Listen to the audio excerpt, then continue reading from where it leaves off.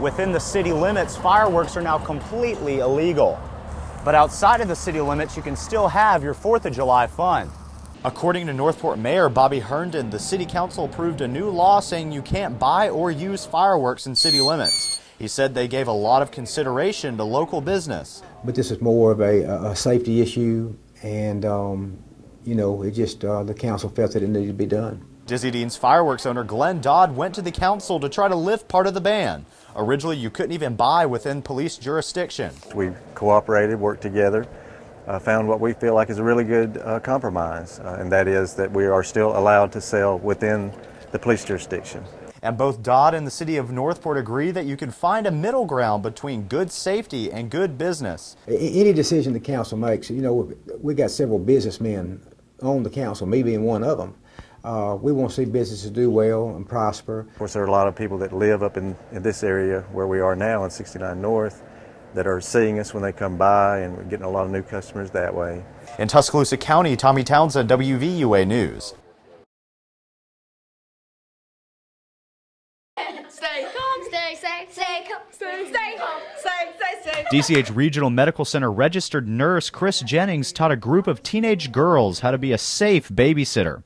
The idea for a sitter safety course came after a tragedy involving a choking infant. The infant died.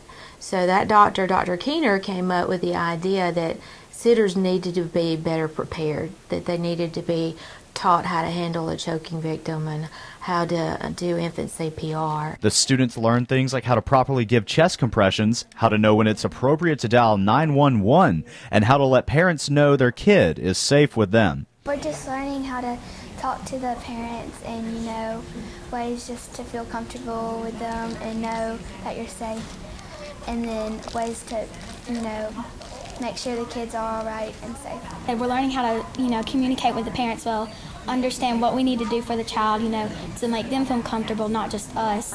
And Jennings drove home that babysitting is not something to take lightly. I told them when they got here that when they accepted the job of being a safe sitter, that they were actually taking on the responsibility for an infant's life.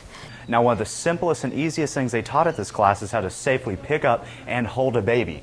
You never want to pick up a child by one of the limbs. That can cause a lot of damage. You never want to hold a baby without the head being supported because the neck muscles aren't strong enough yet. So the safest way to hold one is just like this with the head supported. In Tuscaloosa, Tommy Townsend, WVUA News.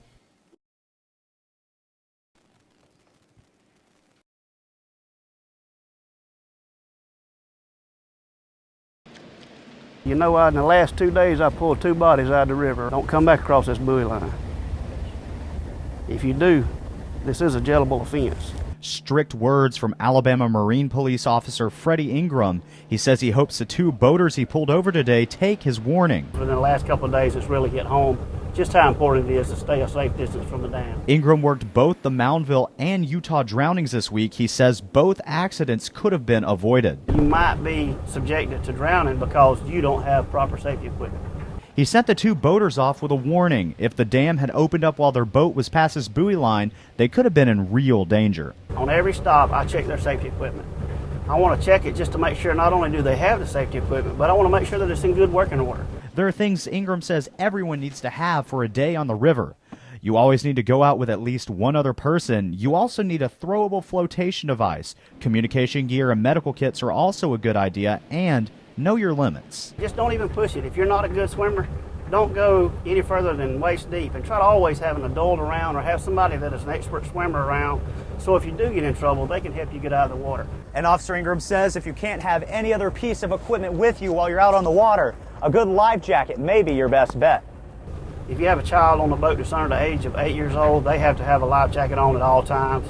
While you're towing somebody on an inner tube, they must also wear a life jacket at all times. And Ingram says the dangers of the water can strike anyone at any time. If it can happen during the middle of the week with a large number of boaters out on the river, you know it can really happen out there real easily and real quick.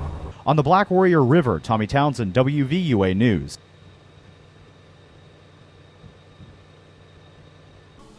In churches and organizations all over West Alabama, people are doing what they can to give back to their community.